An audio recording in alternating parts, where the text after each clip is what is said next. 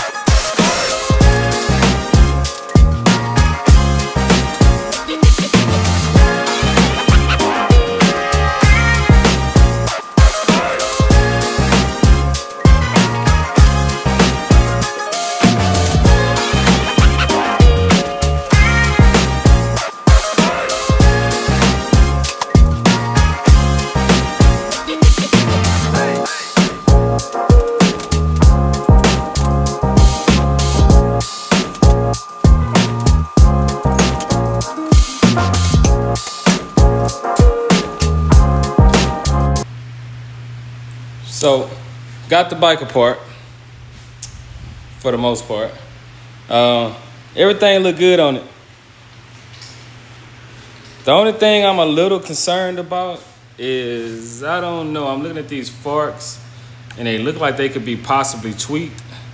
So what I probably end up doing to be on the safe side, I'll take these forks off, make sure they're not bent, and if they are bent, I end up taking them, getting some new legs for it. Which I have some tubes in the shop that are brand new.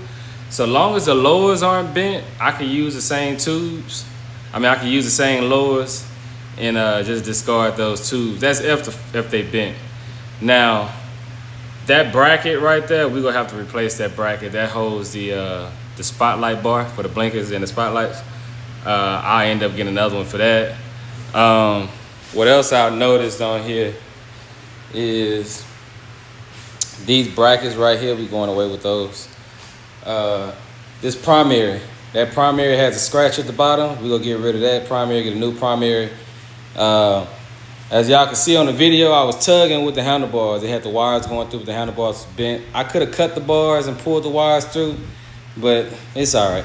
I'll just buy some new controls for the bike and we'll go from there.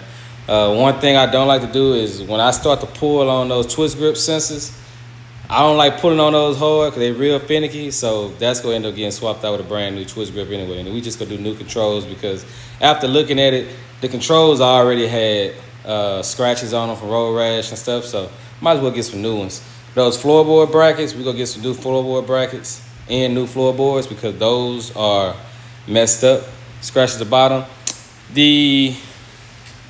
This side, not so much. We can reuse that one. Change the floorboards out. On this tank, I'm going to take this tank to my guy and see what they could do. I want to really go back with the same paint concept. But as you can see on here, you got some scratches right here. But on this side, you can see a dent right here. And you see a dent in the side, that's from when the handlebars hit the tank. I guess when the bike hit the ground. Other than that, no other damage on the tank at the bottom or anything. So I think we'll be able to save that tank. The light is good. No issue with the light, but the light bracket, we have to change the bracket out. That's no problem. We could always find another light bracket.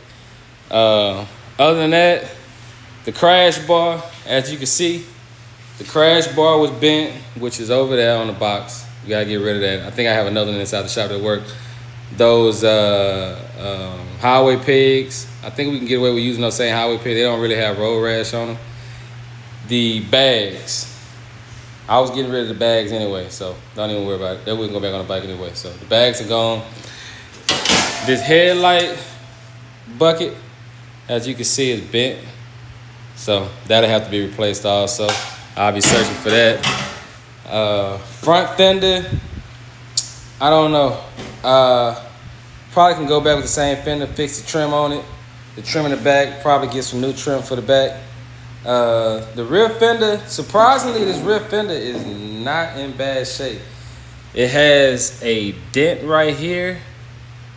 And I think it was one more spot. I want to say, no, I think that's it. I could be wrong, people.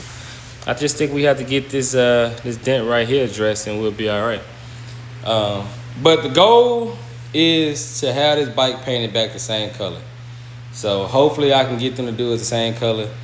One thing about Harley colors, man, as simple as these colors look, almost all Harley colors have some type of pearl in it. And you can try to match it up all you want with other paints and you'll never get it dead on. I went through that problem where I had an 08 anniversary and I painted pieces.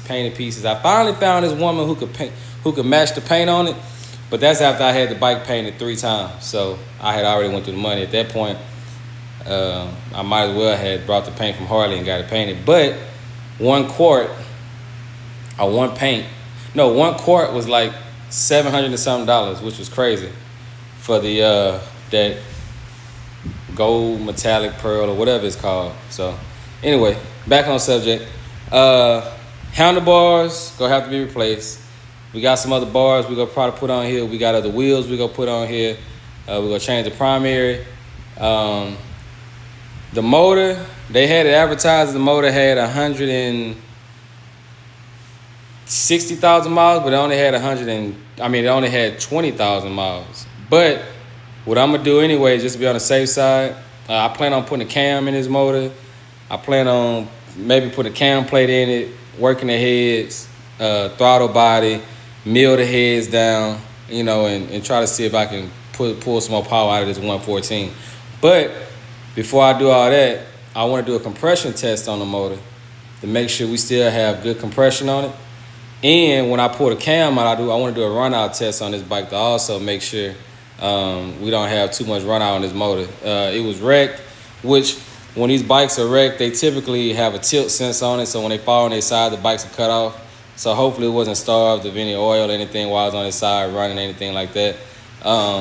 But one little trick I'll do is just to see how we're looking, I'll get a magnet, clean it, push it down into the oil fill hole, swipe it around there and see if we can pick up any types of metal.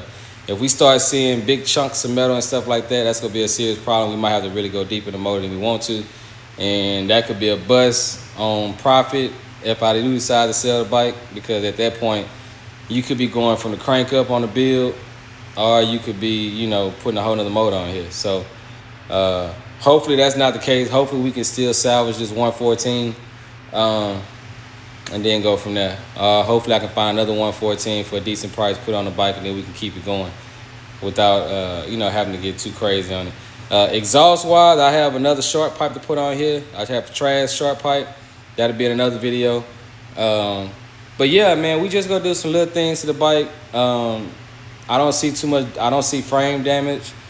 Well, I take that back. I see one little mark right here, but I'm not worried about that. That's just a tube going down. It's not bent in. It's just a mark on it. No telling what it probably hit when the bike fell. That'll be okay. As long as these tubes aren't tweaked or bent in, we fine. Right here, on a lot of bikes, especially on touring bikes, this is one thing right here they'll total a bike out for. If that ends up getting cracked or broken, they'll total the bike out. Reason being is that's part of the support and safety on the bike. If you can't safely support the crash bar on a bike, I guess they consider the bike not road worthy, and they'll total it out. People can buy the bikes, have it fixed, weld it, you know, re-brace it and go from there. But insurance companies, they typically will total the bike out if that's cracked right there. But this isn't cracked, so we good on that. Down tubes aren't bent. Tubes under the bike aren't bent. Wheels in good shape. The spring is good. I don't know. I might try to lower this bike, so I might put a lowering spring on there. I haven't got that far yet. But it'll be little things. I don't know. I might end up powder coating the lower rocker boxes the same color as the bike, red or completely blacked out.